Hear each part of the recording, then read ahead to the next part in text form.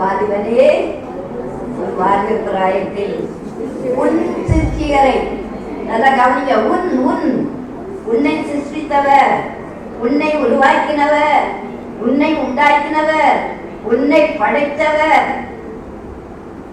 அப்பா அம்மாவா இல்ல குரங்குல இருந்து வந்தோமா? உன்னை உண்டாக்கினவர் நம்முடைய தேவன்.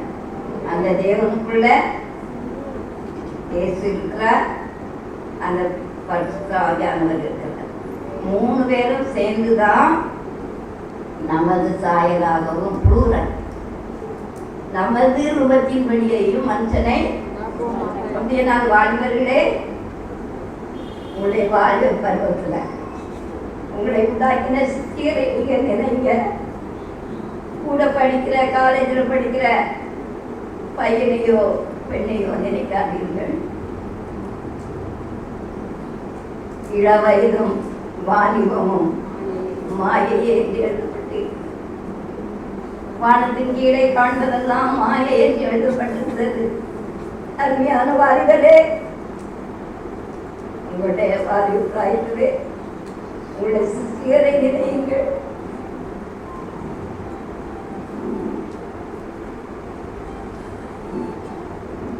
அடுத்தது நிறைய இருக்குது, அதெல்லாம் இப்ப சொல்ற நேரம் இல்லை.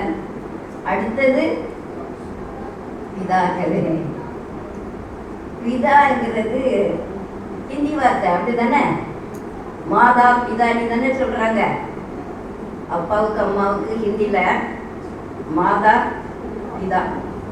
ஆனா இங்க பிதாக்களே வரும்போது அதுக்குள்ள அப்பாவும் அம்மாவும் சேர்ந்து இருக்கிறாங்க, அப்படிதானே? அன்பு செலுத்துகிறவன் ஏற்கனவே அவனை தண்டிக்கிறான். ஆனா அன்பு செலுத்த இந்த பிள்ளைங்க ஏறிட்டே தான் போறாங்க. என்ன செய்ய? கடைசி காலம் அறிவு வெறுத்து போச்சு.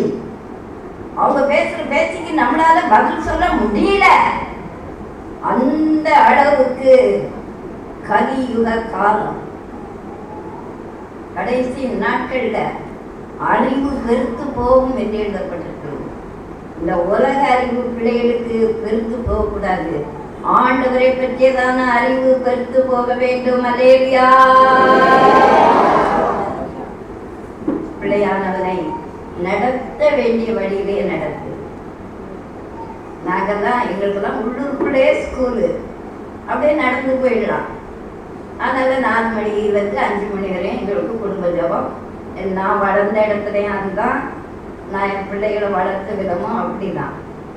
ஆனா இன்னைக்கு நம்ம பிள்ளைங்க மாடியில வீடு, அங்கிருந்து படிக்கட்டுதான் இறங்கணும். இவ்வளோ பெரிய மூட்டையை தூக்கிக்கிட்டு அவங்க ஆட்டோலையாவது, ஷேர் அட்டையிலாவது, 2 வீலர்லையாவது, பஸ்லையாவது, ட்ரெயின்லையாவது ஏறி எங்கெங்கோ போய் படிக்க வேண்டியது இருக்குது. அதனால என்னுடைய ஒரு வேண்டுகோள் என்னவென்றால், 4 மணிக்கு எழும்ப முடியாவிட்டாலும் 5 மணிக்காவது எழும்புங்க. இல்லை 5 மணிக்கு எழும்ப முடியாவிட்டாலும் 6 மணிக்காவது எழும்புங்க. குடும்பமாக உட்காந்து ஒரு பாட்டை பாடி, ஒரு அதிகாரத்தை வாசித்து, ஒரு ஜெபம் பண்ணிட்டு வேலைகளை தொடங்குங்க. அதுக்கப்புறம் யாரும் போய் படுக்கக்கூடாது. பெற்றோர்களே, அதற்கு பிற்பாடு நீங்கள் யாரும் போய் படுக்கக்கூடாது.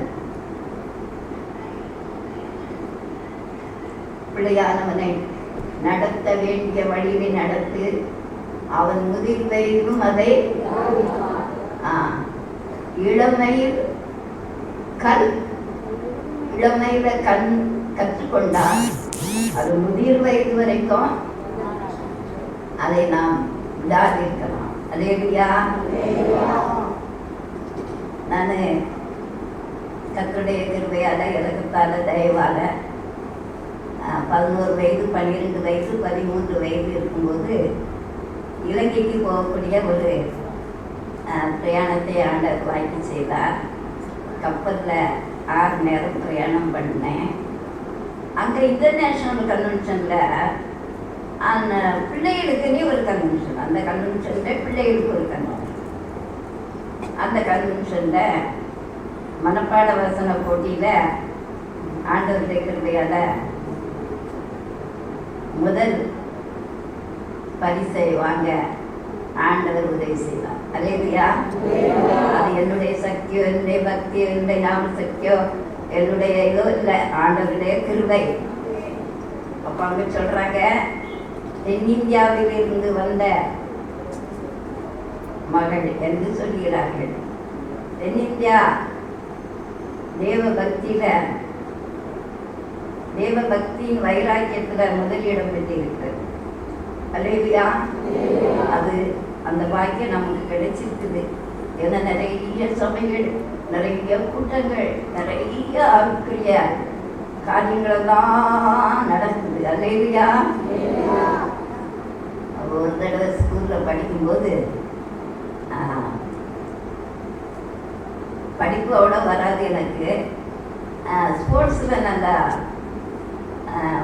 விளையாடி முதல் பரிசு தான் பெறுவேன்.